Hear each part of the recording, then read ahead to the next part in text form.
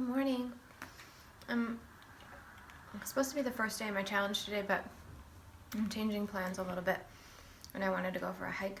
So I'm having a banana to start and a huge glass of water so I can hydrate for the hike, and then we'll see how I feel when we get back from the hike, but I'll take you guys and show you where I'm going.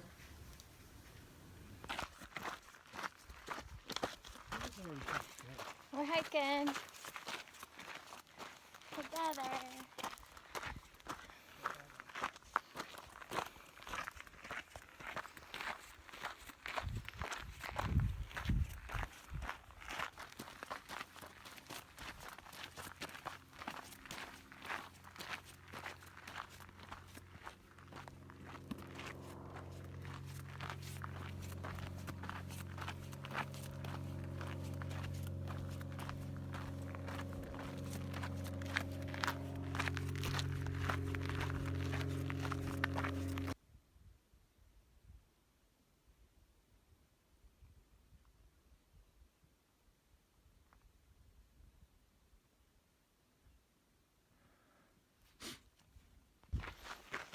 Having us a little snack.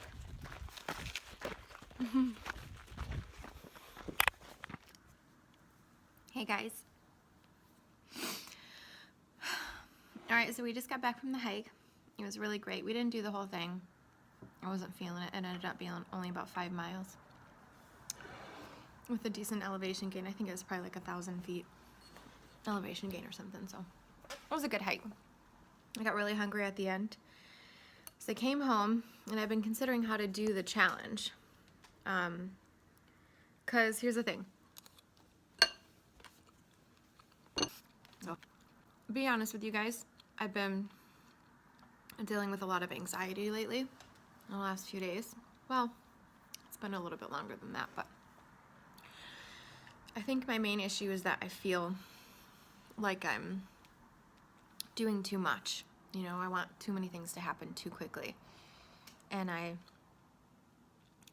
put a lot of pressure on myself. I don't know if you guys can relate to this. I'm sure some of you can, but I put a lot of pressure on myself to realize all of my dreams right now. Like yesterday. And I got frustrated when they don't. And not as much that I get frustrated, but I more feel like I'm just not doing good enough, that I have to do more, which is what leads to burnout, right? So I'm trying to protect myself from burnout at the same time that I'm trying to do my best, and that exact activity creates anxiety. And I'm human. I think that's just a normal thing that happens. But I have to be more easy on myself, especially this time of year. Hold on, I have to eat 1 sec. And I'm not always like this. Sometimes I'm good at balancing all the things, but lately I've just been having a lot of anxiety about it all, everything. But okay, how does this relate to you? Let me stop rambling, because it's about the challenge. What I've decided to do with the challenge, because yesterday we went grocery shopping for the stuff for the challenge. We had to make the cookies, the family cookies, which I'll show you some information on that soon. The dough's in the fridge, and we're going to make the cookies today. With both of those things, I just felt so anxious, like there was so much to do. And the biggest thing was when I was shopping yesterday for the stuff for the challenge, I was like, I remembered, suddenly it hit me like a flash how much work it was to do the challenge, because you have to make every single meal from scratch. 3 meals a day. And I was like, oh my God, I forgot about how much work that was. So I started to get really, really anxious last night. Like, oh my God, I don't know if I can do this. I really want to do this, but I don't know if I can, kind of a thing. So what I've decided is, for my own self-preservation, because I know what my limits are right now, and I want to continue to be healthy. And the thing is, I've been doing really well in the last few days. I can feel I've been losing weight, and not like a ton. I'm just getting back to where I used to be. Hold on, I have to take a bite break. But you know, when you're on a roll, you don't want to like totally screw things up when you're on a roll.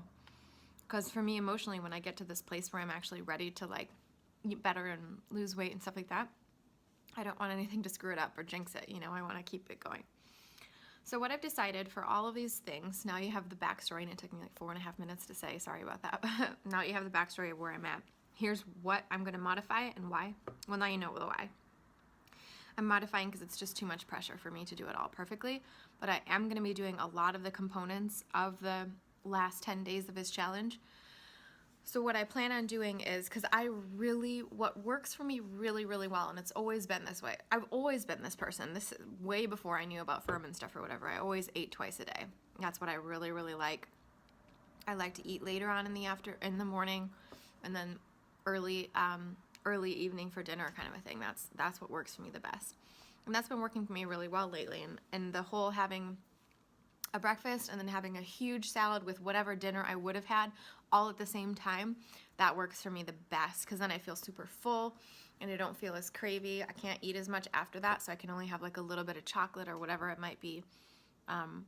So that's been working for me really well. So I want to try to keep on that, which is not the challenge. The challenge is 3 meals a day, and they're not necessarily small meals, but for me, I want to be able to have that really full, you know, lots of salad, lots of whatever the main dish is, kind of a thing, alongside the salad. So what I'm gonna try to do is I'll stick on the same schedule of 2 meals a day like I usually do, but I'll cram the last 2 meals into 1 meal in the evening.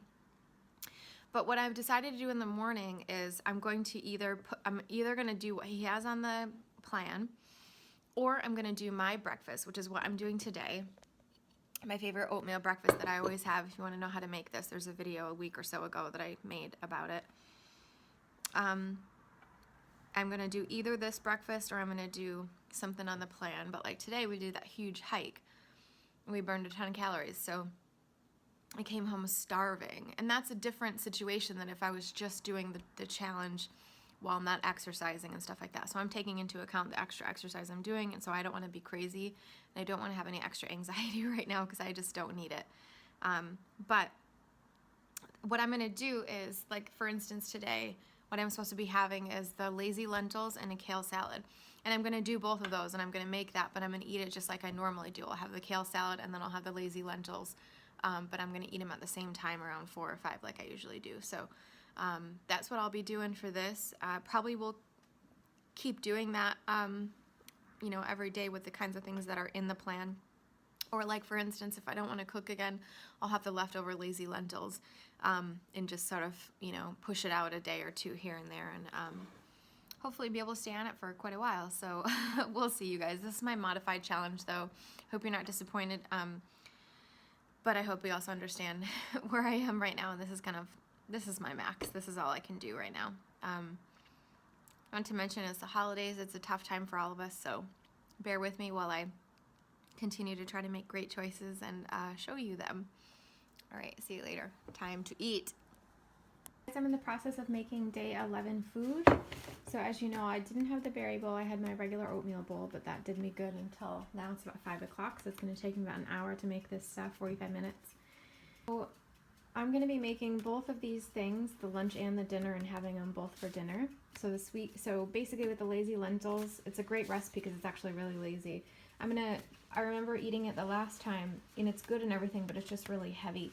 So I'm going to try to actually alter it a little bit. I'll probably add a little bit more, maybe vegetable stock or something, and then also I'm going to add, it says that you can serve the lentils in a half poblano chili pepper, so I'm actually going to just put this in with cooking. This isn't a poblano. I couldn't find poblano, but whatever I found, I'm going to put this in there too. And I may just get creative and add some other vegetables because I don't like it that it's so heavy in lentils. I love lentils, but I just feel like I don't like such heavy meals. And then the sweet kale salad as well. So that's what I'm going to be making for dinner. I've got the lentils cooking. They cook first for about half an hour until they're soft. Lentils are like the easiest bean you can ever make, or legume or whatever. So I love those, and I'm going to just make this and I'll show you the finished product. To note one thing about the onion as I'm cooking. I recall from his books that he talks about, you know, that thing that makes you cry when you cut an onion. It's from the sulfur containing compounds, which make your eyes water. But the most of those compounds are found right here near the stem. However, this is the best part of the onion to keep in your cooking because it's the most anti-cancer properties. So when you are chopping an onion, you try to get as much of this part as possible and chop it up so you get the really good anti-cancer stuff in there. So even though you're crying, your body is happy inside. Hey guys, I'm still cooking. I got a little sidetracked with some personal things, but now I'm back on track with making my meal.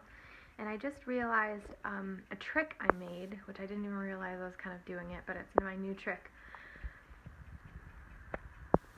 My mushrooms, of course, we all know it's so important to get mushrooms in every day if possible. It's one of the everyday foods and the eat to live lifestyle.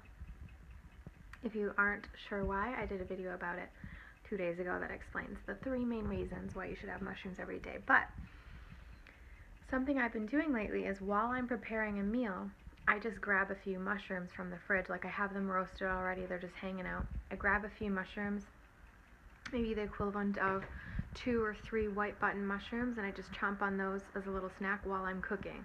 And that makes sure that I get in my mushrooms every single day. So if I'm having dishes that don't have any mushrooms in it, then I can just have them while I'm cooking. So you can also always, if you're having a savory salad, you could throw some mushrooms on top as well. I do that often. But today I'm making a sweet salad, so I was like, how am I going to get my mushrooms in?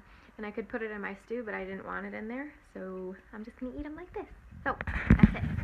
The finished product! This salad is so, so, so yummy. I love it. A really nice way to mix up kale salad. I had forgotten about it. So I'm going to make a note of this so I can put this in my rotation. And then this turned out really awesome. I ended up adding that poblano pepper in there, which was, or that whatever pepper that was, a little bit spicy, which is nice. I added a whole thing of tomato sauce, so it's a little bit more tomatoey, and a huge onion, and I added a lot more spices than it called for, but super, super good. So here's dinner. Okay guys, Christmas is in full effect.